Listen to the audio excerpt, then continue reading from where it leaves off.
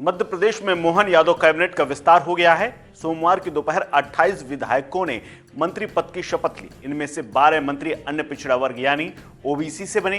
राज्यपाल मंगू भाई पटेल ने पद और गोपनीयता की शपथ दिलाई। मंत्रिमंडल में 9 बार के विधायक गोपाल भार्गव को जगह नहीं मिली, यानी मोहन यादव के कैबिनेट में जिनको जगह मिली उनमें से कई सीनियर दरकिनार रहे।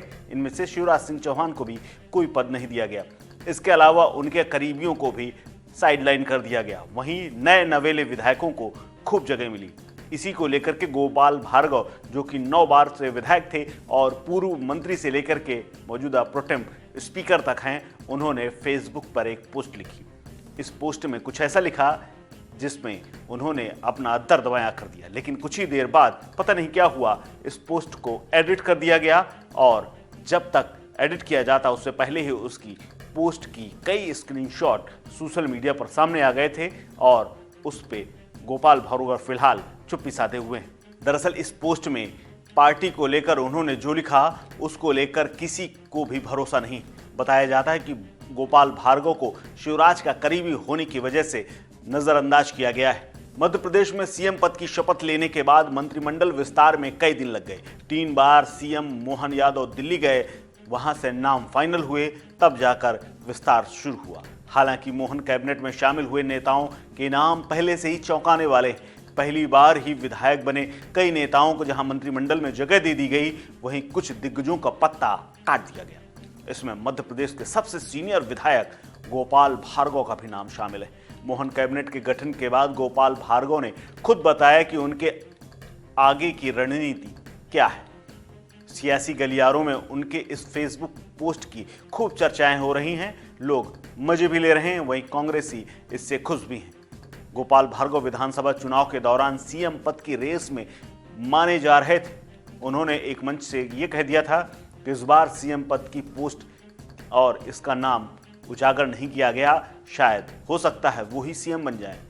उन्होंने 72,000 से ज्यादा वोटों से इस बार जीत हासिल की। उन्हें प्रोटेम स्पीकर बनाया गया था, जिसके बाद से ही कयास लगाए जा रहे थे कि उन्हें मोहन यादव कैबिनेट में शामिल नहीं किया जाएगा, और हुआ भी वैसा। गोपाल भार्गव ने फेसबुक पर नवनियुक्त मंत्रीगणों को बधाई देते हुए लिखा, प्रदेश भर से मेरे समर्थक मुझसे पूछ रहे हैं कि ऐसा क्या हुआ कि आपको मंत्रिमंडल में शामिल नहीं किया गया। मैंने उनसे कहा, 40 वर्षों के लंबे राजनीतिक जीवन में जब तक पार्टी ने जो भी जिम्मेदारी दी उनको समर्पित भाव से पूर्ण किया और आगे भी करते रहने के लिए संकल्पित हूं। इसीलिए आज मंत्रिपरिषद के गठन में पार्टी द्वारा लिए गए निर्णय का मैं स्वागत करता हूं। पद आते जाते रहते हैं, पद अस्थायी हैं और जन विश्वास स्थायी है। इतने वर्षों तक मैंने अपने क्षेत्र और प्रदेश की जो सेवा की है वो मेरी पूंजी है और धरोहर है। मेरे क्षेत्र ने मुझे प्रदेश का सबसे वरिष्ठ 9वीं बार विधायक बनाया, जो देश में दुर्लभ और अपवाद है। मुझे 70% वोट देकर 73,000 वोटों से जिताया। यह ऋण मेरे ऊपर है। मैं जब तक इस क्षेत्र का विधायक रहूंगा कोई कमी या अभाव नहीं रहने दूंगा। राजनीतिक दलों के अपने अपने फॉर्मूले होते हैं, ये दर्द है। आप समझिए कि इस लाइन के बाद दर्द निकलना कैसे शुरू होता है। वो कहते हैं, राजनीतिक दलों के अपने अपने फार्मूले हैं, सामाजिक क्षेत्रीय कारण हैं जिनके आधार पर पद दिए जाते हैं।